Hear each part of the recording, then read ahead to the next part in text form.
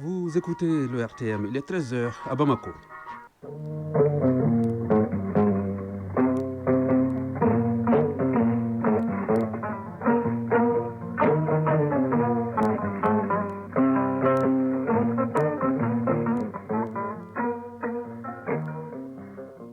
Le journal, Soumeila Berté.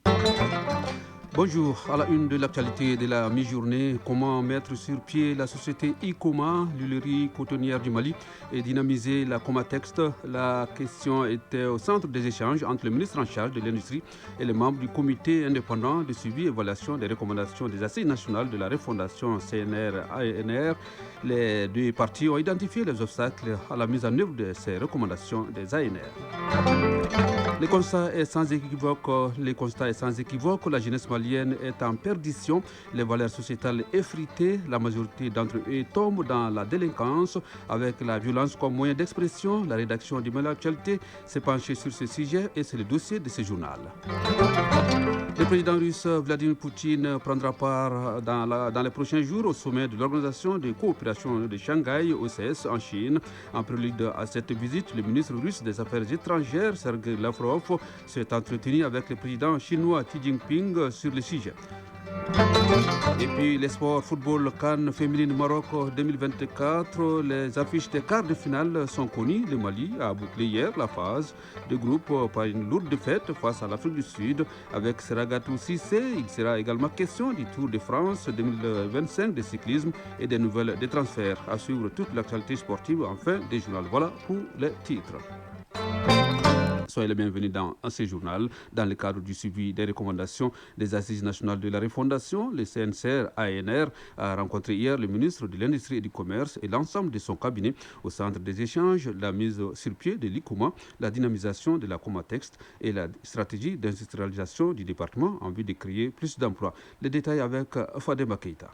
L'industrialisation progressive du pays à partir de nos propres ressources reste la seule voie de développement et pallier le chômage des jeunes. Réhabiliter les industries à l'arrêt et construire d'autres, c'est la démarche qu'est en train de suivre le ministère de l'Industrie et du Commerce. Moussa Alassane Diallo, ministre de l'Industrie et du Commerce. Les statuts même juridiques de ICOMA, c'est une société de droit privé. L'usine étant à l'arrêt depuis plus de 10 ans, l'usine n'a pas fait l'objet de surveillance. Ce qui a entraîné aujourd'hui à cannibaliser l'usine.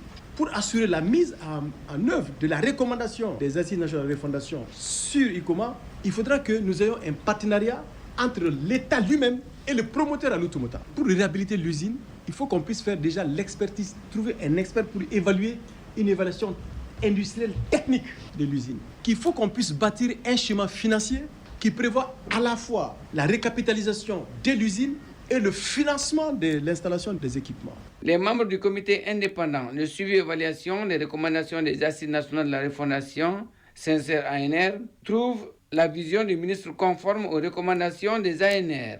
Dr Bougouna Sogoba, rapporteur général du CNCR-ANR. Nous sommes parvenus à certains éléments très concrets qui concernent d'abord l'ICOMA, qui est problématique, et la réflexion actuelle est de penser à un plan B qui est de créer une autre société, éventuellement soit avec le même porteur, soit avec un autre porteur, mais avec les mêmes fonctions qui permettent de relancer l'économie comme demandé par les communautés maliennes. Faire des commerçants, des industriels reste la seule voie, selon le ministre de l'Industrie et du Commerce, de transformer le pays à partir de nos ressources propres. Activité ministérielle encore, le ministre de l'Enseignement supérieur et de la Recherche scientifique a reçu hier le jeune chercheur Emmanuel Kanambaye qui est parvenu à diffuser un article scientifique dans la revue scientifique The European Physical Journal. Cette publication sur la théorie portant sur un modèle simple de matière noire, mimétique et scalaire est une renommée pour le Mali dans toutes ses dimensions. On fait le point avec Youssouf Diakité. Des ressources humaines de qualité pour faire face aux besoins sanitaires. Les premiers titulaires du DU-DLT, le diplôme universitaire de dermatologie et de léphrologie tropicale de la faculté de médecine et d'odontostomatologie du Mali sont prêts à servir après 6 mois de spécialisation. Professeur Ousmane Faye, dermatologue et coordinateur de la formation. Et avec la mise en place de ce diplôme, qui est une certification donnée par l'Université de Bamako et accompagnée par les collègues de la sous-région du Bénin, du Togo, du Burkina et qui participent à l'enseignement de ces DEI. Cette année, 16 qui participent actuellement à la formation. Parmi ces 16, nous avons 4 qui viennent d'autres pays, notamment du Burundi, du Niger, du Togo et du Bénin. Les 12 autres sont du Mali. Ces nouveaux diplômés vont aider à combler les insuffisances et une disparité en matière de dermatologues au Mali. Nous sommes à l'heure actuelle à presque une soixantaine de dermatologues pour tout le pays, soit environ 2 dermatologues plus par million d'habitants. Et la plupart de ces dermatologues sont postés dans les grandes villes. Donc ça veut dire quoi? Ça veut dire que les populations reculées n'ont pas accès à la dermatologue. Bien entendu, c'est une formation comme la présente va contribuer à la mise à la disposition de la population de personnes qualifiées pour pouvoir prendre en charge les affections les plus courantes de la population. C'est désormais un processus qui est lancé selon le spécialiste qui précise que d'autres agents seront formés pour améliorer la couverture sanitaire du Mali en dermatologue. Vous avez rectifié de vous-même, c'était là Ba Traoré sur les premiers diplômés spécialistes en dermatologie et l'épidémiologie tropicale de la faculté de médecine et d'odontostomatologie de Bamako, qui sont donc au nombre de 16. Ils viennent donc contribuer à améliorer la couverture sanitaire du pays au moment où le ratio est de seulement 2 dermatologues pour 1 million d'habitants au Mali. L'actualité dans nos régions a 134 commissions foncières villageoises COFO dans les cercles de Tomia et Mandiakoui disposent désormais de leur récépissé de création. Ces COFO ont été mis en place par l'Association des organisations professionnelles paysannes AOPP et de Ségou en partenariat avec la Coordination nationale des organisations paysannes du Mali CENOP. L'activité entre dans le cadre du projet d'appui à la sécurisation de la tenure foncière et forestière des communautés rurales pour les commissions foncières villageoise au Mali, phase 2. Il est financé donc par un projet. On en sait plus avec Drissa Kone de l'Artemsa. En recevant leurs décisions de création des mains des autorités locales, les 34 commissions foncières villageoises et des communes rurales de Koula, Mandiakoui et Tominian peuvent désormais exercer en toute légalité leur mission de prévention et de gestion des litiges fonciers ainsi que la sécurisation des terres agricoles. Ces COFO ont été créés par l'Association des organisations professionnelles et paysannes AOPP de Ségou en partenariat avec la Coordination nationale des organisations paysannes du Mali CNOP sous le financement de Tenure Facility. Boba Abed Nego Dako, président de l'AOPP régionale de Ségou. Le problème majeur des paysans, c'est le problème foncier. Et personne ne connaît la limite des champs, plus que... Rémi Koulibaly, maire de la commune rurale de Koula. Nous, on doit les appuyer. Parce que si c'est dans un village que ça se passe, entre la population du même village, c'est la COFO villageoise qui gère ça. Mais si c'est entre 2 villages, c'est la COFO communale qui gère ça. Les 34 COFO ainsi officialisés, les membres seront formés sur leurs rôles et responsabilités et sur les outils de travail, notamment les PV. Khalifala Koulibaly, préfet du cercle de Mandiakoui. Vous devez savoir que la commission foncière est un dispositif de conciliation, de paix et de cohésion sociale. Faites en sorte que ces commissions foncières assument pleinement leur rôle dans les villages avec transparence, équité et inclusion. L'activité entre dans le cadre du projet d'appui à la sécurisation de la tenure foncière et forestière des communautés rurales pour les commissions foncières villageoises au Mali, phase 2. Sans Drissa Kone et Sédou Kamena pour le RTM. En 6e région, à l'école de la citoyenneté de Tombouctou, les sessions d'apprentissage se déroulent à la satisfaction des autorités régionales. Les jeunes sont formés sur les valeurs sociétales qui ont toujours caractérisé notre pays. Le gouverneur des régions est allé s'enquérir des conditions d'apprentissage et échanger directement avec les apprenants et leur prodiguer des conseils. Tombouctou, Najim Babasissé. Discipline, assiduité et don de soi, voilà entre autres qualités qui déterminent les 200 jeunes à l'école de la citoyenneté des régions de Tombouctou et de Taoudéni. Les facilitateurs du jour est Baba Tandina. Son cours est axé sur la préservation des connaissances traditionnelles dans les sociétés. Ils sont restés très ouverts, ils ont été très participatifs parce qu'ils posent des questions, ils prennent des notes, on a de l'espoir. Tout comme Tandina, les autres facilitateurs sont rompus à la tâche dans les différentes salles avec leurs thèmes respectifs. Fadimata Gisayatara, apprenante. Nous avons vraiment beaucoup appris à l'école de la citoyenneté, bien sûr, et nous avons appris des choses que nous ignorons de notre pays. Wayase Otambura, directeur de l'académie d'enseignement de Tombouctou. On sent qu'ils sont vraiment intéressés par les différents modèles, Parce que comme on le dit, la mère des connaissances connaît soi-même. Donc c'est pourquoi il faut créer cette conscience patriotique chez ces enfants. Dans le souci de s'assurer du bon déroulement des cours et recueillir les besoins des jeunes, le gouverneur Bakoun Kanté s'est rendu au centre et échangé longuement avec les apprenants, tout en répondant à leurs questions de compréhension sur des sujets divers. Contrôleur principal de police Bakoun Kanté, gouverneur de la région de Tombouctou. Beaucoup de sujets, les sujets qui ne sont pas là, mais ça renforce encore leur citoyenneté, ça renforce leur connaissance sur l'État, ça renforce leur connaissance sur la région de Tombouctou. Et du coup, ils seront très engagés à nouveau pour la défense de l'État, pour la défense du pays, pour la défense de la région de Tombouctou. Bien entendu, en appui aux forces de défense et de sécurité. Cette cohorte pilote du programme à l'école de la citoyenneté qui se déroule à Tombouctou vise à faire de ces jeunes Maliens des citoyens modèles, bien outillés à faire face aux multiples défis de l'heure dont le pays fait face. Tombouctou, Najim Baba Sissé, Abdoulaye Sissé, Mauloud Tandina pour l'ORTM. 13h passé de 11 minutes de l'actualité hors de nos frontières. En Côte d'Ivoire, l'ancien aide de camp de Guillaume Soro, commandant Abdoulaye Fofana, risque 20 ans de prison.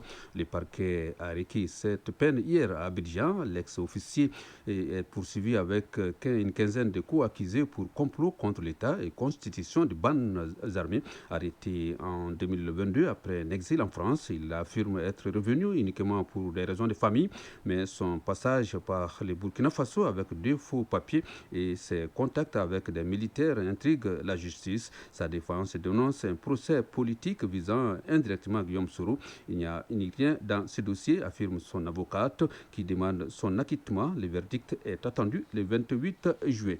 Le ministre russe des Affaires étrangères, Sergei Lavrov, s'est entretenu avec le président Xi Jinping pour préparer la visite prochaine de Vladimir Poutine en Chine à l'occasion du sommet de l'organisation de coopération de Shanghai OCS.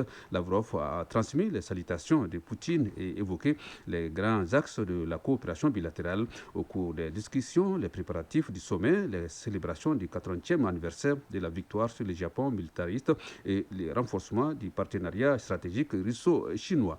En Espagne, 8 personnes ont été interpellées hier par la police suite à des violents affrontements racistes entre des groupes d'extrême droite, des habitants et des migrants à Torre Pacheco, au sud-est du pays. Ces émeutes ont eu lieu dans la nuit de samedi à dimanche dans la région de Murcie après le décès d'un résident en âge avancé en début de semaine par des inconnus. Ce drame a conduit les groupes d'extrême droite à appeler à se venger de l'importante communauté d'immigrés de la région. Lors des affrontements, 5 personnes ont été blessées. En Syrie, la tension reste vive à Souida, au sud du pays. Malgré l'annonce ce mardi d'un cessez-le-feu total par le ministre de la Défense, la ville a été la cible de frappes israéliennes. Un peu plus tôt, l'armée syrienne faisait son entrée dans la ville Druze avec l'accord des chefs spirituels locaux après plusieurs jours d'affrontements sanglants entre combattants druzes et tribus bédouines.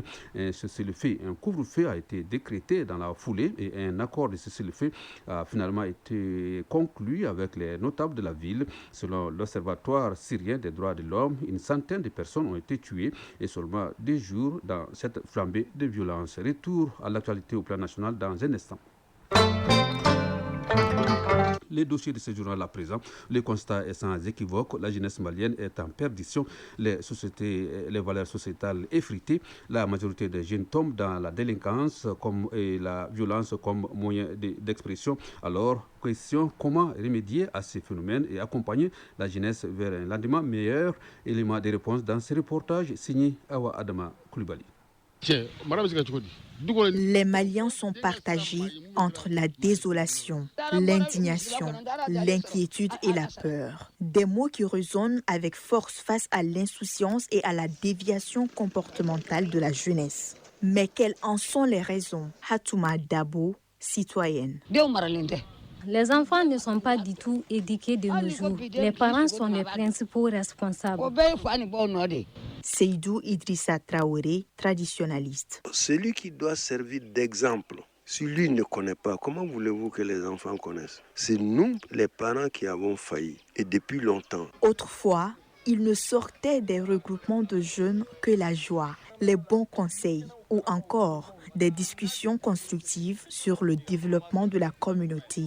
Mais aujourd'hui, leurs attroupements donnent des sueurs froides aux parents, aux autorités, à la société. Professeur Seydou Magassa, sociologue. On constate les actes de violence au Mali, notamment à Bamako ici, entre les jeunes, parfois des violences qui débouchent sur des morts d'hommes. Si vous remarquez, les jeunes qui s'adonnent à ces violences-là, très souvent, ce sont les jeunes d'un certain statut social, qui ont des sentiments d'exclusion sociale. Donc la violence devient un moyen d'expression. La violence comme moyen d'exister, de s'affirmer. Une tendance terrifiante et grandissante au Mali qui ne s'explique pas que par le manque d'éducation. Seydou Idrissa Traoré, traditionnaliste. Ce relâchement social a fait que les gens se sont installés dans le game facile. Chacun a un bâton, on est en train de suivre. Tu arrives à quelqu'un, paf, tu lui donnes un bon coup, tu prends tout ce qu'il a et tu continues. Docteur Ramatali, psychologue. Il faut faire énormément attention aux médias. Les jeunes sont plus en contact avec des images, des informations qui viennent d'un peu partout dans le monde. Étant donné qu'ils sont jeunes, ils ne sont pas assez formés pour faire face à ces genres de violences, parce que ce sont des scènes de violence qu'ils voient. Eux, ils vont essayer de reproduire. La liste des facteurs ne s'arrête pas là.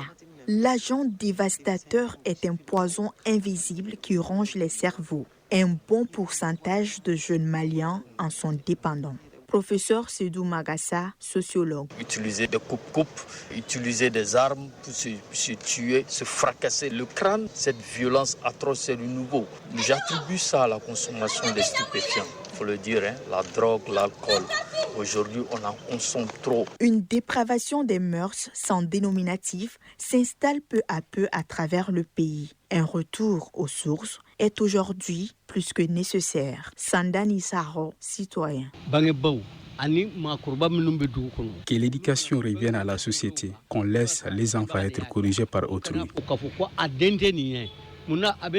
Après un redressement familial, il faut la conjugaison des efforts de l'État et des organisations de la société civile. Docteur Ramatali, psychologue. En ce qui concerne l'État, essayer de contrôler tout ce qui est réseaux sociaux, les accès, essayer de limiter ça. Professeur Seydou Magassa, sociologue. D'abord qu'on sanctionne durement ceux qui s'adonnent à des actes de violence incontrôlés. En plus de cela, faire la sensibilisation à travers les médias, à travers les associations juvéniles. Seydou Idrissa Traoré, traditionnaliste. Aujourd'hui, pour sortir de tout ça, tous les départements ministériels, tous les services publics et toutes les organisations de société doivent être orientés pour l'éducation de masse. C'est à nous de faire le point aujourd'hui. Quelles sont nos valeurs sur lesquelles nous voulons mettre de l'accent? On s'entend sur ces valeurs et ce sont ces valeurs qui vont être enseignées, diffusées, communiquées à tous les niveaux. Et les gens doivent être suivis là-dessus. La jeunesse, autrefois connue pour sa bravoure, son patriotisme, son don de soi, laisse place à une jeunesse au bord du gouffre qui s'entretue. Où sont donc passées l'empathie, la solidarité, l'entraide, bref, l'amour qui existait entre les jeunes filles et fils du pays? La relève est-elle assurée?